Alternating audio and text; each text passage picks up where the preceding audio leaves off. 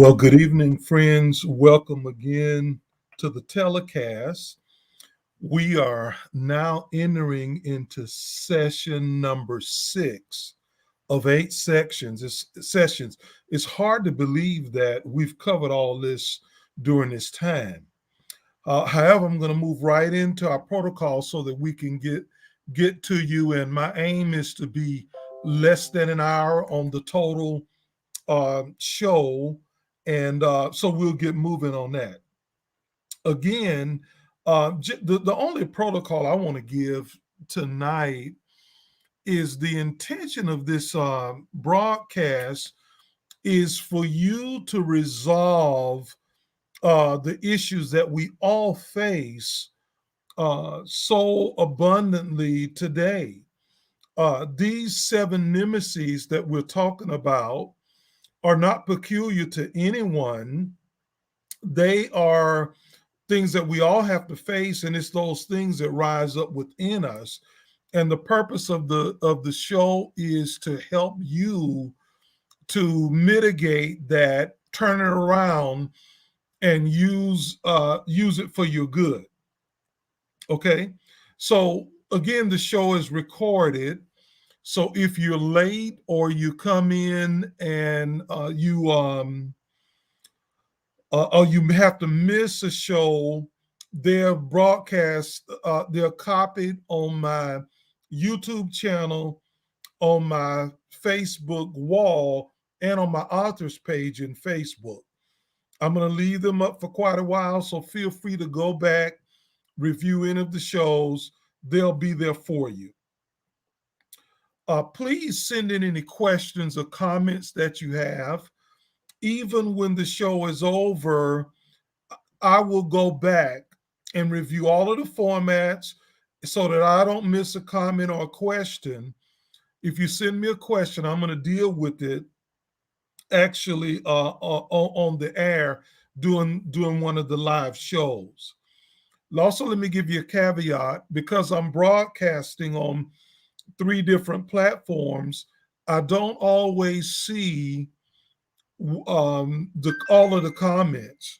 So know this, that if I don't respond, I'm not ignoring you, but I can't see all of the platforms. So, but I will get back with you. Okay, just want you to know that. Also, FYI, sessions 1 through 6 have already been downloaded. That is the notes. What I do is I prepare the notes ahead of time, at least 24 hours before the show. I will load the notes up. You can go in, download them to your screen, your phone screen, your computer, print them out. Feel free to do that. It'll help you follow me so you know where I'm going and you don't have to wonder what you're missing or anything like that. If you go to www.rogerckelleygroup.com, and then once you get into the website, it's going to ask you, do you want to sign up for the newsletter? If you haven't signed up, say yes, and you will get my weekly newsletter. And then go to the 7 Nemesis resource page. And it's there that you will see all of the downloads. Just scroll down until you see them. Also, let me just mention that this study is taken from my new book, The 8 Pillars of Lifetime Sanity. It's a book that I've written to kind of help. And actually, before the pandemic and all the things that were going on and all the issues that people were discussing, I wrote this kind of ahead of time to kind of be a map and help guide you through these times and give you some understanding in dealing with yourself. And I'm going to say more about that a little bit later. Real quick rundown of the topics. Again, I just can't believe we're here in November, and in the second broadcast in November. First, I gave you a solutions key. I recommend you go back and listen to that for sure. We talked about fear. We talked about pride. We discussed craving. Then we left there and we went to worry. Tonight, we're going to discuss anger. And then next week is going to be hatred. And then the final is going to be resentment. And these, interestingly enough, are the things that are ripping our nation apart. It's these internal enemies. They'll destroy us long before an external enemy ever could. So I've titled tonight's message, and I'm going to go to it and pull a banner up so you can see it. The title of tonight's message is The Fires of Anger. The Fires of Anger. We're going to discuss anger tonight, and that's a real important issue. Anger is like fire, I'll give you a parallel. Fire can provide heat. It can provide, warmth. It also can provide power and energy. It can be a good thing. Fire also, when out of control, can destroy everything in its sight. I was reading about the Chicago fire, and of course, they've had fires in California that are so powerful that they develop firestorms, fire tornadoes, destroy everything in their path. In the Chicago fire, everything burned. It was just amazing. They had to really rebuild totally and completely. So anger is synonymous to fire. So when it burns within you, it's going to have an impact. And so what you do with that is real important. And so tonight's lesson, we'll talk about how to master that and how to live on top of that and even use it for your good. Okay. The definition of anger. Uh, and again, if you have the notes, you can just follow along. I'll give you a dictionary definition, which is a strong feeling of displeasure or belligerence aroused by wrong, wrath, or ire. You know, and so and pretty much we all agree on that. When something happens, or it's a strong emotion, strong proclivity that kind of overtakes us. I'm going to get to my definition, Roger's definition. Let's talk about that a little bit. And if you have your notes again, just follow right along. I'm going almost word for word, with the exception is I may have made a couple of modifications, as I often do the day of, but it's okay. Know this, that you got 99% of what I'm going to say tonight. Roger's definition: anger is an inflamed sentiment, usually triggered by an undesirable event, which impels one to swift, extreme action, often dangerous and or deadly. I will never forget years ago, as a new believer, a friend of mine and I we had gone to a Christian concert. I think we went to see Larnell Harris and had a great time. And we were on our way back. And my friend was driving, and somebody pulled off in front of him. And when he blew, they stuck their hand out the window and shot him a bird. He immediately popped the clutch and downshifted and was running up on this guy. And it took me a minute to say, hey, what are you doing? Hey.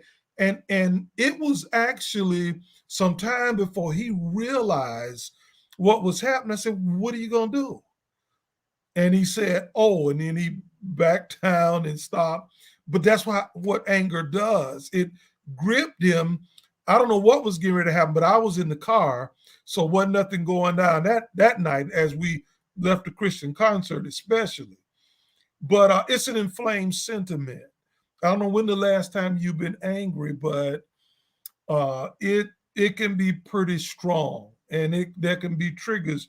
You can be minding your own businesses, business, someone else does something, um, and there it is. But it usually moves you to take an immediate action, and usually when your initial response is not going to be good.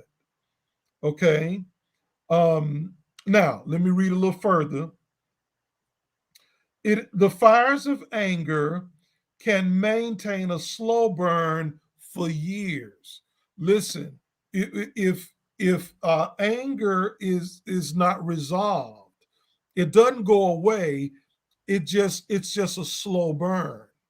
And then usually, if you have a trigger on anger, then all the anger that you've been carrying now, those fires join the main anger, and you can actually get an overreach of a result that wasn't even warranted, but it's because of all of the energy and anger that's just flowing through your soul. And so this is not anything that we want to play with. It's something that we really do need to deal with. Okay. One of the things that we're facing now is there's so much anger around this country, and I've never seen it like this before. And we don't know what to do with all of this displaced anger. It makes grown, mature, wise people act like fools, and we're seeing that right now. So the fires of anger can maintain a slow burn for years. The energy of anger can be channeled into positive ways. So, this is what I need you to hear tonight. The energy of anger can be channeled into positive ways, thus becoming the force for positive results. So, I'm going to talk to you more about that later tonight. That is the best outcome, that not only you manage and transform your anger, but it actually you can use it to move you in a positive direction. That is the best outcome. Many people have done world changing things because they were angry about something. Okay. And they'd had enough. We're going to come back to that. The key is to transform. I'm still reading my definition, friends. The key is to transform the intention, underline that word, intention. The key is to transform the intention behind anger and align it with what is constructive. So hear me carefully tonight. When you get angry, usually your intention is to handle some business. Okay? Well, one of the things you have to be able to do is, in spite of what has happened, is to transform that intention of your anger. Okay. And then align it with what is good. And we're going to say more about that in a little bit. Okay. So let's look at the prognosis of now one of the formats I've been taking. Oh, you know what I did not do? I did not give you your preliminary statement. My apologies. Let me do this. I should have said this right out before the definition. Anger is a powerful force creating heaven or hell in your life, never both. I repeat that. Anger is a powerful force creating heaven or hell in your life, never both. Now, I'll explain by the time I get done tonight, get finished, you should know what that means, okay? If I've done a good job. Okay, so what I do is I give you an opening statement, a definition, my definition, then we do a prognosis. You go to the doctor tells you what you have, what's going to happen if you do nothing. Here's what this is going to look like, how it's going to impact you. So here's the prognosis of anger, friends. And again, follow me on your notes. If you don't have them, go quickly to the website, which I will bring up. Okay, and you go to the seven Nemesis resource page, and it's there. Here we go. First prognosis. There is usually a trigger that causes the seeds of anger within us to explode. There's usually a trigger. In other words, something happens, something is said or done that all of a sudden those seeds of anger, and we all have them. If you don't get angry, or if you don't think you can get angry, you're not human. Okay? We all have them, and they're usually triggers. Okay? Sometimes people, to distract you, try to do things to make you angry and get you off your game. I know in athletics, when we played basketball, sometimes other players would do things to try to get in your head. And then once you got angry, you couldn't concentrate on the game. Okay, it was a distraction. So there's usually a trigger. Now, under the prognosis, I also have here that the trigger need not be external. So what I'm saying is that something could have happened a year ago, and you think about it and think about it, and all of a sudden the seeds of anger explode, and you're angry all over again. So it can be purely in your head, in your thoughts. It doesn't even have to be. Sometimes people say, "What's wrong with you?" And you can't explain, and you don't even know why you're angry. But what has happened is those seeds have been triggered by a memory or a thought, or somebody reminded you, or something reminded you, and there you are. Anger is also a defensive mechanism for unresolved pain. Okay? Anger is often a defense mechanism for unresolved pain. So know this: usually when people don't know how to say I hurt, or they don't want to be vulnerable, okay, then what they do is they use it in a way to mask their pain. Okay. And so often it's a defensive. Sometimes if a person is angry, really what they're saying is, I'm hurting. Or if you have so many triggers, there's you're hurting. There's something in your heart that needs to be dealt with. Okay.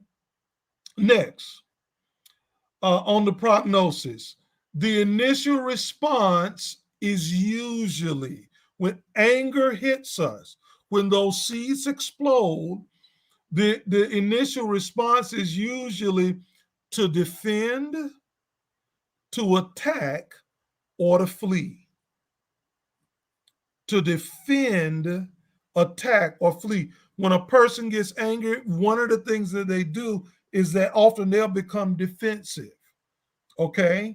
Or we all maybe have done that. We can become defensive. It is a sure sign that anger is there.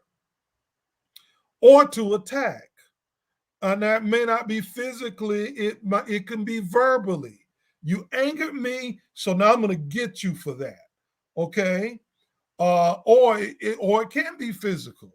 Um, when people are angry to see adults, there's two guys who had a shootout. They were at the gas pump. One looked at the guy. He looked back at him. He thought he was really eyeing him down. They wind up shooting. Or somebody blew at somebody at a light, and they get out with a brick. It's just nuts what's going on today. But we see people acting out, and that's not good. So that's the initial response, is usually to defend, to attack, or to flee.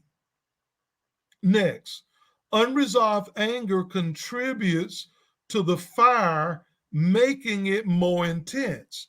So, so listen, if something triggers your anger, but you're angry about something that's been going on for that happened 10 years ago or 15 years ago or 3 months ago. What happens is all your unresolved anger could come rushing to the surface, which again can make your response over the top. And what it is that these things are going on in your life. They never went anywhere. That's why anger has to be dealt with. Okay. Very, very important. The next part of the prognosis, when immediately acted upon, the consequences are usually destructive. Usually, when the seeds of anger explode, your initial reaction usually is not good. Okay. Now understand what I'm saying. Because anger can be a healthy thing, and it doesn't mean that if danger is around you, you lay down and don't do anything. I'm not going there. What I'm simply saying tonight is if you lose control, then you make it impossible for yourself to win no matter what happens. If there's danger in front of you, you need to be strategic. You don't need to be out of your head. You need to be in your head. Okay? That's important. So usually what you first do is not going to be good. I can remember we were taught, hey, count to 10 before you say anything. Because see, you can't take words back and you can't take action back. Okay, so that initial thing, and listen, we nobody's above this. You can be having a great day and then something happens, and and then people have to hold you back. Look, all of us deal with this and face this. Okay, especially the pressure and the trouble during today's time. Now, I think I've kind of touched on this before, but I'm going to say it again on this last point. When suppressed, when suppressed, the energy of anger goes back into our subconscious. Hear what I'm saying? If you're angry, but you don't face it, deal with it, transform it, it does not go away. It sinks and settles back beneath the surface, back into your subconscious. Okay. And when this happens and it keeps happening, it causing a shift in our character, temperament, our actions, and even and ultimately our destiny. So let me read that again.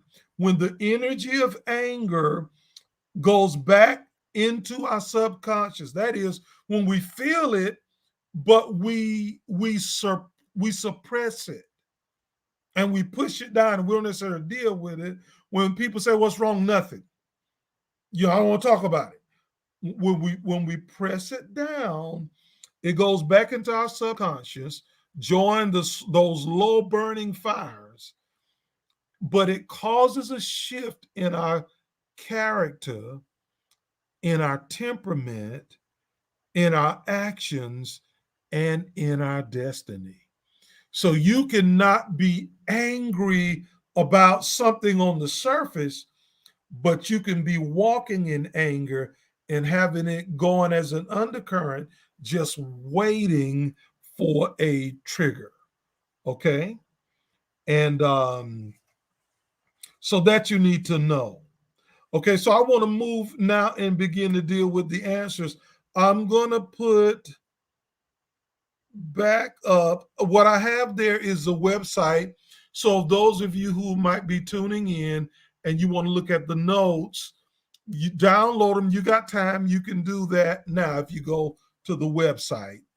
And you can download all of them, as a matter of fact, and I'll have next week's out there too.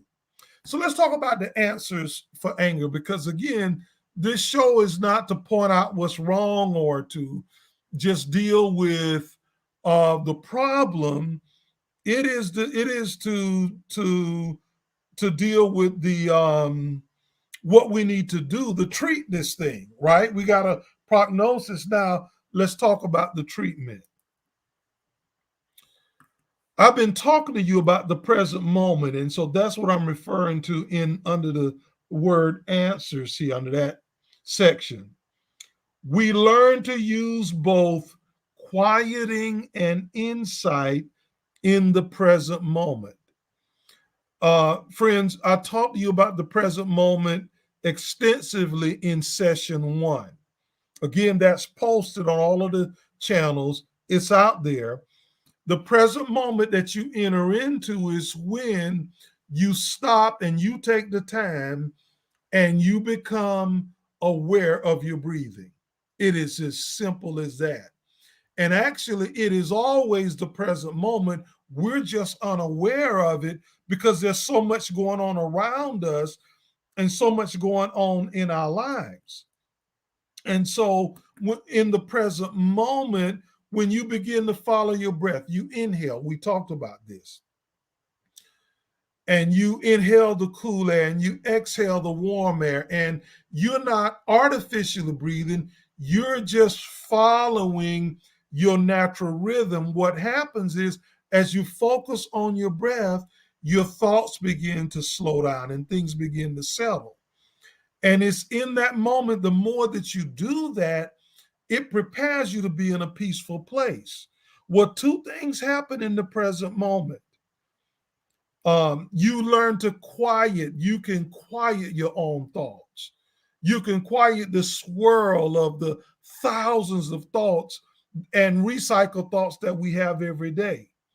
Once they're quieted, then you can start getting insight to your thoughts. That is especially true with anger, because if we're angry, usually we just get lost in our head. We get lost in our emotions, but the present moment can dial that down and help you to calm and help you to relax.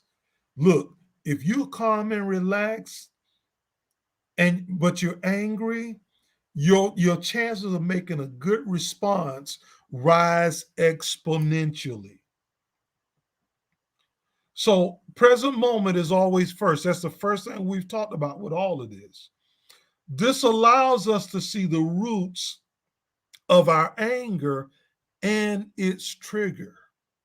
See, in the present moment, you are able to say, why did okay, the person said this, but why did it really set me off?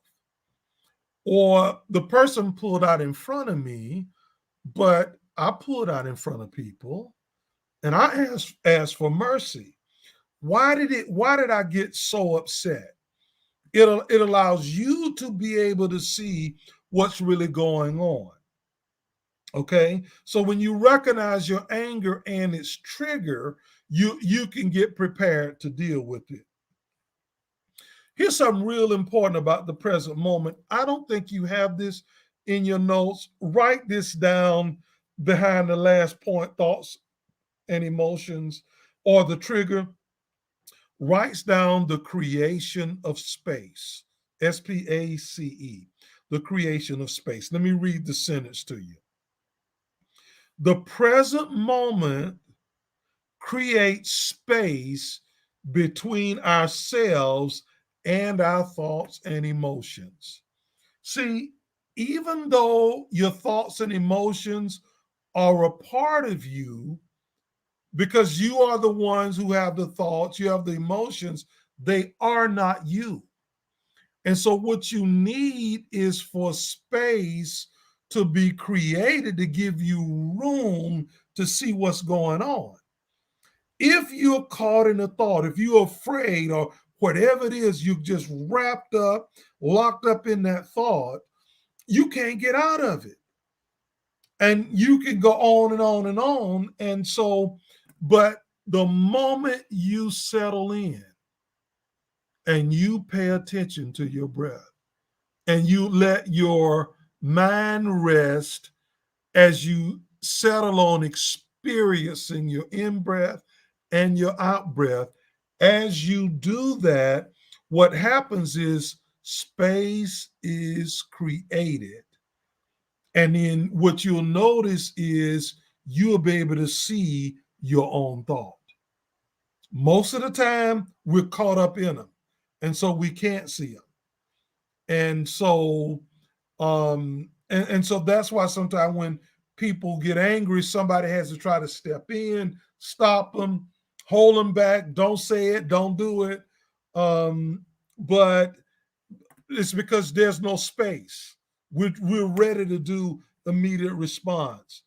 So the most healthy thing that can happen is for space to be created so you can see the roots of your fears. You can see the roots of your anger. You can see the roots of your worry. All of these things that we've talked about over the weeks, space created really does help. Okay? Answer. So the present moment.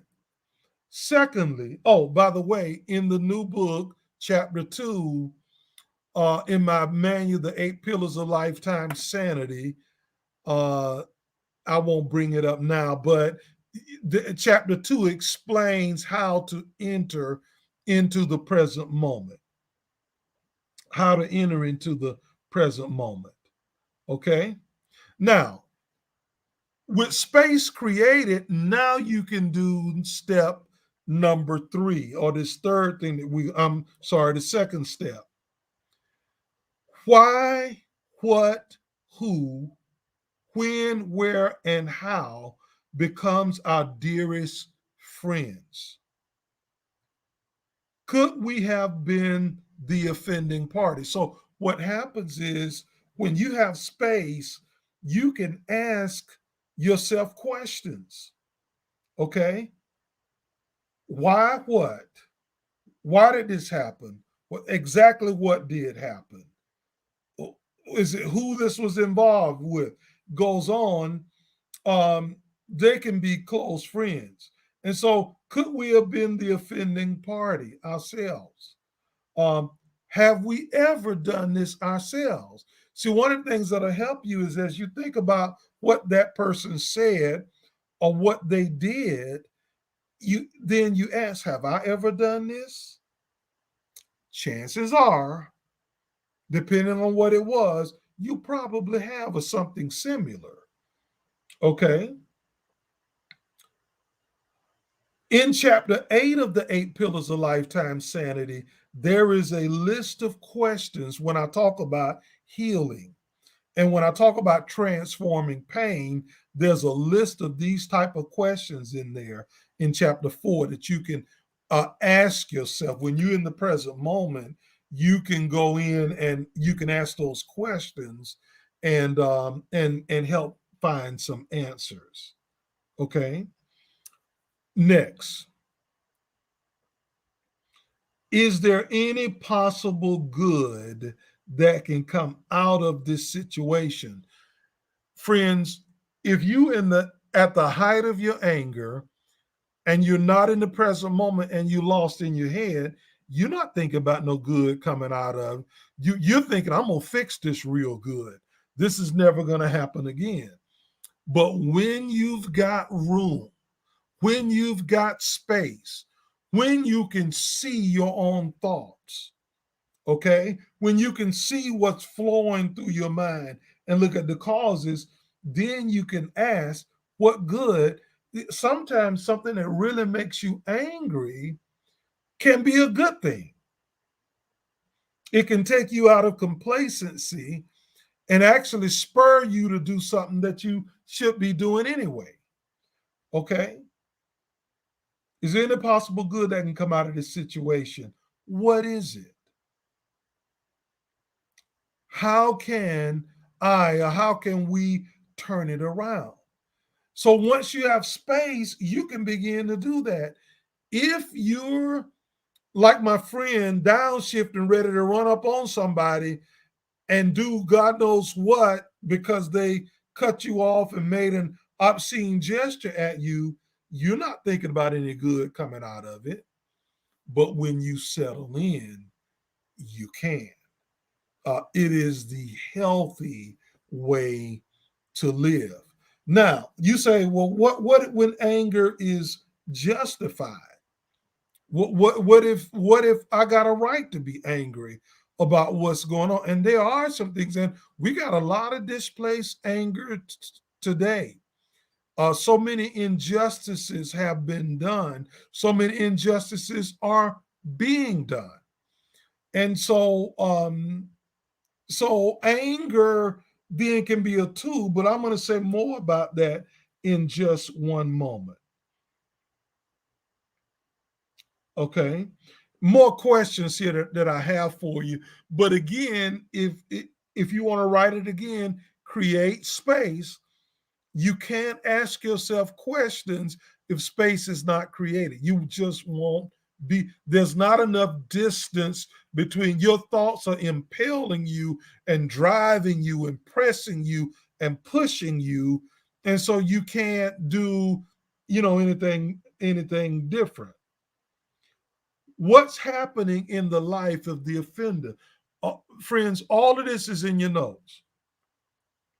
What could bring changes to improve them?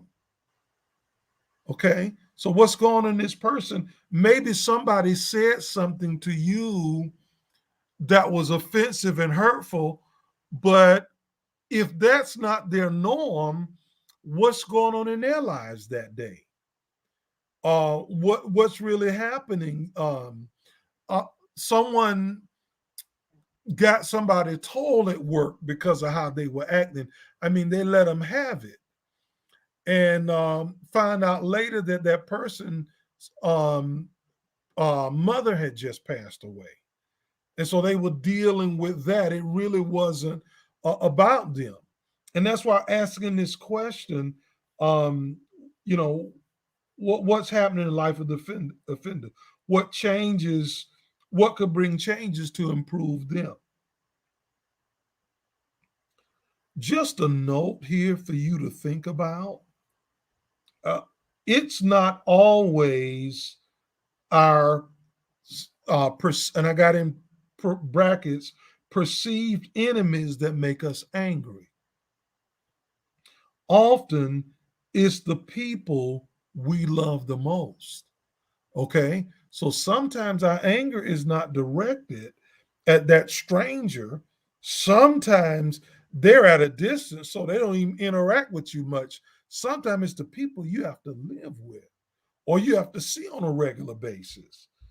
And so I'm just saying that this is it's not always perceived enemies, although I think we glorify the word enemy so much. We make ourselves so important that everybody want to be our enemies.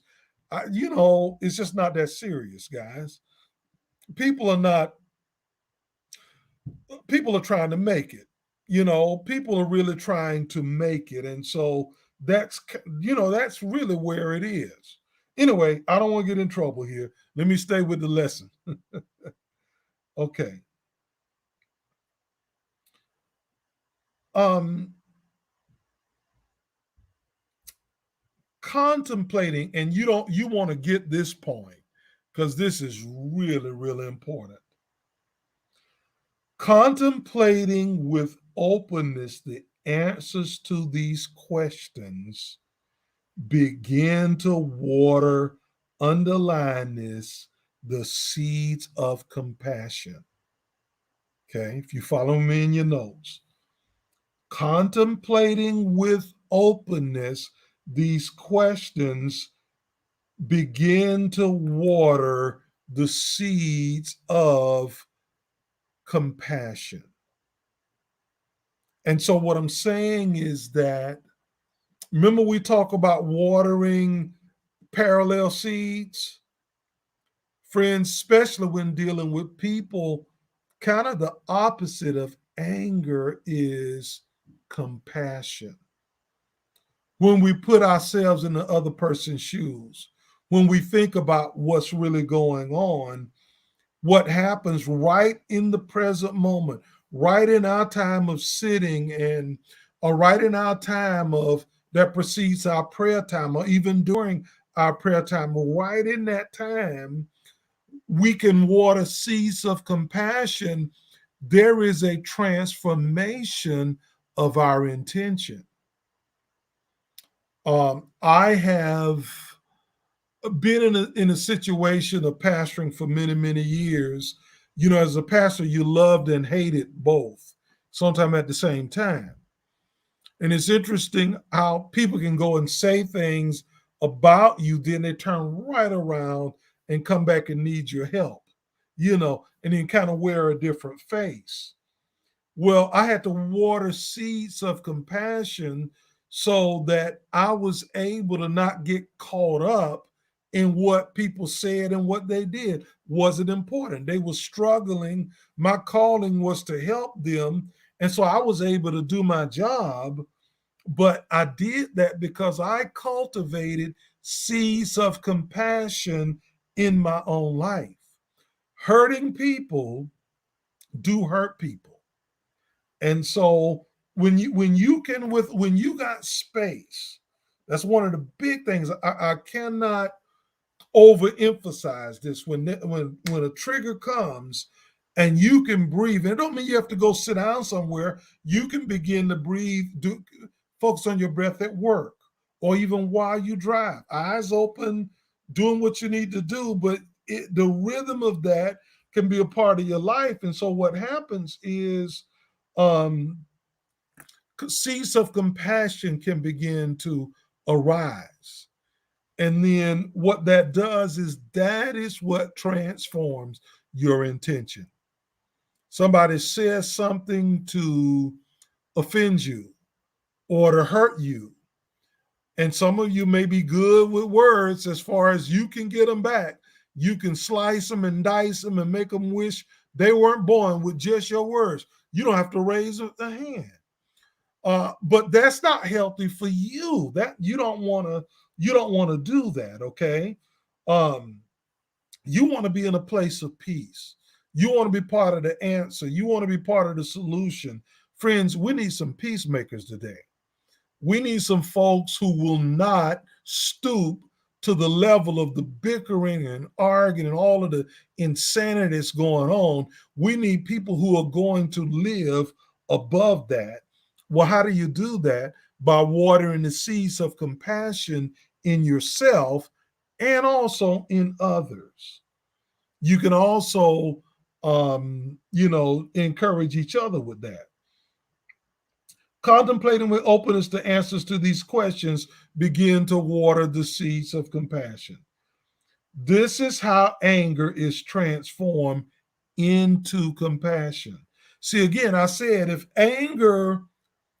if you really angry, but you just walk off and, just, try to forget about it, it settles back down into your subconscious, waiting to be triggered. When it's transformed into compassion, the seeds of anger no longer have life. And so they go back into a dormant state, unless excited or again, and you can do the same thing. It's like a garden. You have to manage this life that you've been given.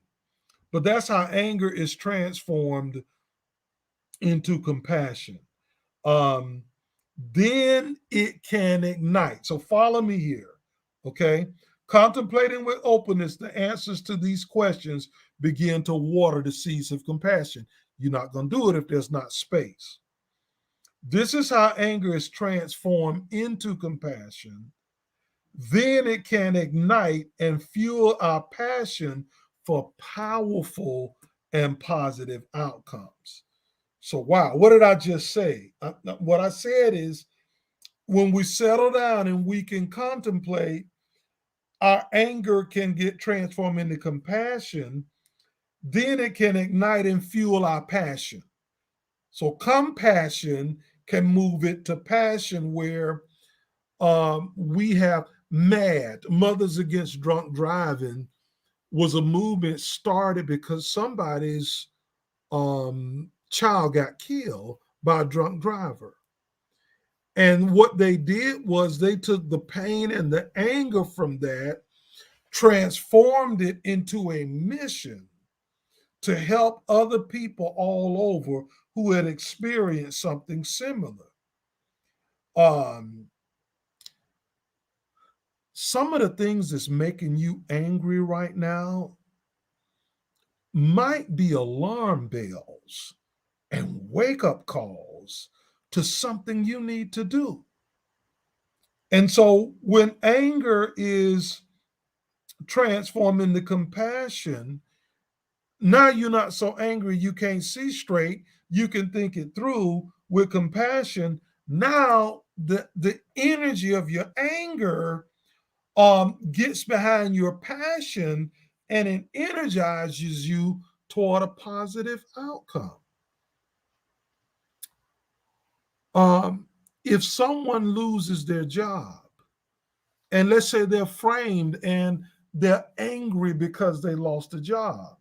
Now, some people go back and visit work unannounced with a firearm. We see a lot of that disgruntled employees coming back, and maybe they were really provoked. Um, Others anger. Somebody else might say, what happened was wrong, but that's what I get by working for somebody else. I'm going back to school, or I'm going to get my real estate license, or I'm going to do whatever. And so their anger is transformed into another energy that causes them to begin to do some positive things for their success. Friends, it's not rocket science. Um, you can have unresolved anger in your life for years and years and kind of go on, or you can transform it and then begin to do something with it that is constructive. Okay? Now, opening statement. Let me go back and review that. I hope you're getting something out of this tonight, friends. We're all are dealing with this. This anger thing is big business today. My opening statement was anger is a powerful force creating heaven or hell in your life, never both. You should know what that means. If you respond without just out of your gut reactions, the outcome's not going to be good. If you create space in the present moment, ask yourself some questions, you can channel that energy, and your anger can actually drive you to do something very, very positive. Sometimes your anger can make you work harder, study harder. It's very interesting, but it does not have to remain um, destructive. Okay, gonna take just a real quick break. We're about to wrap up here tonight. I don't see any questions. That doesn't mean there aren't any. Um, um, I can't always see it all on every format. I just put a note out there. I hope you can see that.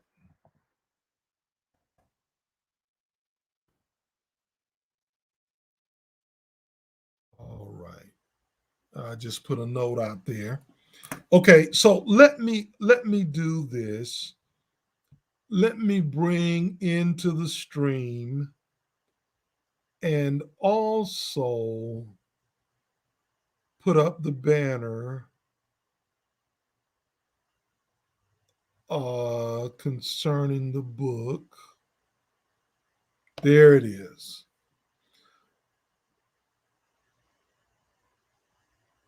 Yeah. So the thing I wanted to show you tonight is that the eight pillars of lifetime sanity is a book that I've written.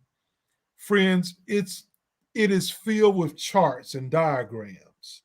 This is one that does a diagram of your own composition. It explains um, um, yourself and the range of everything that happens. If you're going to be healed, you need to understand you at the core, and then your heart and your emotions and your mind and the way all of this works. The book has several diagrams in it to teach you so you get a visual and an understanding. And I break this down to where it's easy to understand. So as you're dealing with yourself, you can see what you're up against. As you can see, the compilation of who we are has several layers. You got to understand this. It's not just a matter of simply doing this or doing that. You have to understand how these areas of you interact.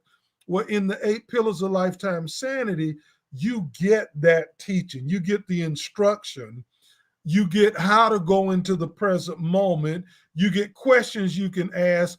It is literally a tool to help you get this done. It is $19.99. You can go right to the store on the website at www. Put that up again. You can go to the store and go in and purchase it for download. You can purchase it securely. You can use PayPal or another secure method through PayPal. It's what we use, and then it'll help you move forward in your life. I'll guarantee it. I got some really strong feedback from the book, and it's only about a 6-7 hour read, but it's a lifetime study.